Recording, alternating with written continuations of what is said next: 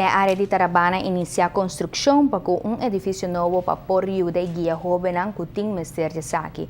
A expansão do centro ortopedagógico é uma adição de um total de 36 câmaras, que lota a partir de uma secção abrir para jovem que de não mês quer ajuda e uma secção será para estar com Mr. de ajuda necessário.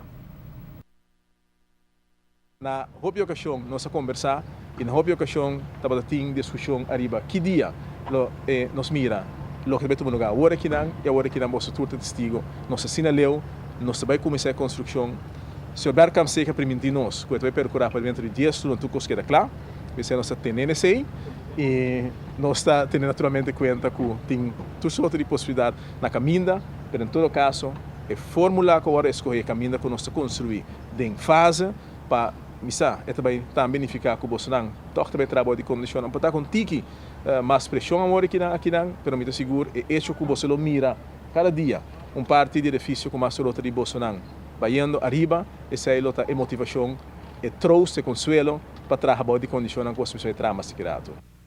No mesmo momento, o Ministro de Justiça atoma o rato para oficialmente introduzir o diretor novo do Centro Ortopedagógico, esta senhora Dina Müller, que tem passado a fungir como diretor de Imelda Hoff Aruba. Diretor do Centro Ortopedagógico explica que a expansão lo inserá. Sowieso também tem uma expansão de câmara, também tem uma diferenciação também de diferentes departamentos. Por exemplo, agora aqui nós temos 2 edifícios, aqui na Tarabana, para muita homem e na norte para muita mulher. Agora aqui nós também temos muita eigenlijk mensen tem guia mais restringido, dus na holandês bota bisa besloten e bota uma open afdeling. No futuro é hora ainda, bota vai tem departamento na também tá departamento na arriba na mes, pois agora que na local que tá junto, também tá separado. Sai também tá diferença mais grande, dore sai também guia porta mais específico para o guia para o muito não, é jovem não.